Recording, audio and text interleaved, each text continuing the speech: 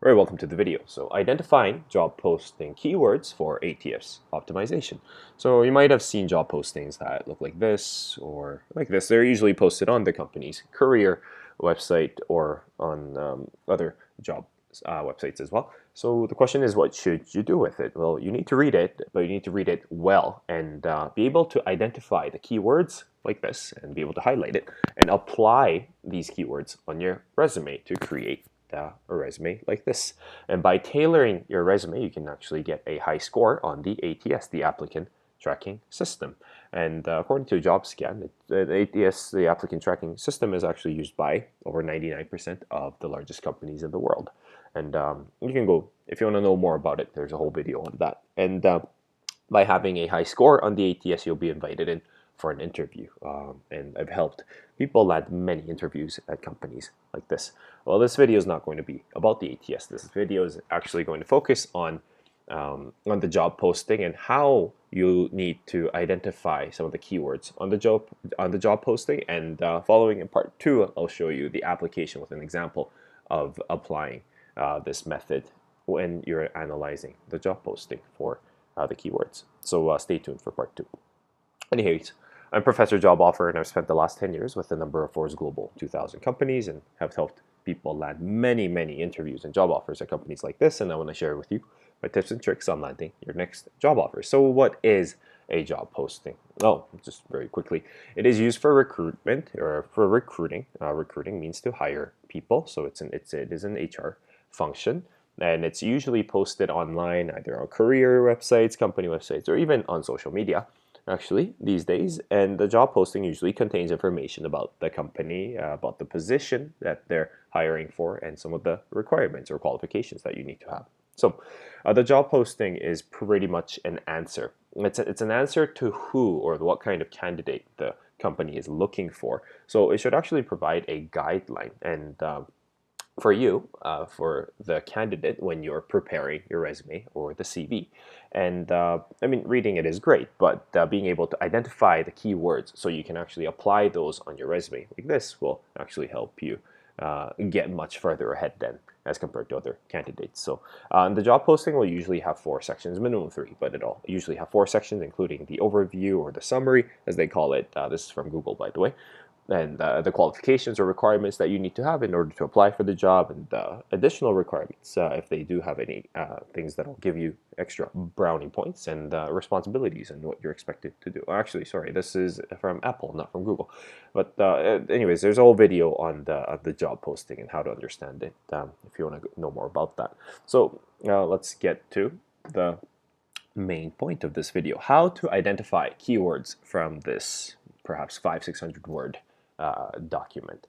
So what you need to look for is BTS. Do you know BTS? Well, not this boy band from Korea, but you need to focus on the VTS. Let's take a look at what each of those letters stand for. The V stands for the verbs. And we're not talking about any kind of verb like skiing or running, but we're specifically focusing on the resume action verbs like expand, convey, direct. Here's some examples.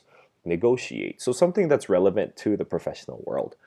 Organize, create, summarize, lead, and so on. So, and if you're wondering about a whole list of action verbs, I have a list of 350 of them. It's available for you to download for completely free. It's for the first 1 billion people. So I'll put the link in the description. And so we've covered the V. What does T stand for? Well, T stands for the tasks, your duties and responsibilities, right? And that's actually one of the sections right on the job posting. So some examples of tasks may include provide assistance or technical support, develop a market entry strategy, or manage a team of engineers. As you can see, it actually contains a verb, relevant professional resume action verb, because it's a verb followed by some kind of task. You might need to perform some quantitative analysis or ensure safety, and so on. So that is the T element of the tasks, and that's one of the other things you need to look for. And S, some of you might have guessed it, S stands for skills, and we're relating this to both soft and hard skills. So what do we mean by soft skills? Well, these are some personality traits or people skills, as we may call it, and including things like, actually most often just means kind of communication and leadership, but it can include things like creativity, teamwork as well. And hard skills are skills that can be taught and learned. I know some people say soft skills can be learned as well, but just to distinguish these two. The hard skills can be quantified, such as like, oh, can you program or not, or what kind of, how many languages do you speak, and to what extent, and so on. So VTS, this is the little summary. You need to look for verbs on those job postings. You need to look for tasks, what you're required to do, what your responsibilities are, and skills, what kind of skills you're expected to bring to the company and to the position. So, well, a quick recap. What is a job posting? Remember, it's used for recruiting. It's used to hire people, and it's usually available online these days. And it's information about the company, the position, and the requirements of what they're looking for. And remember, on the job posting, when you're reading through it, you need to focus on the VTS, the verbs, tasks, and skills. And using this, I will show you a full example using an actual job posting on how to apply this VTS method and principle when you are identifying the keywords on the job posting, so you can apply those on your resume.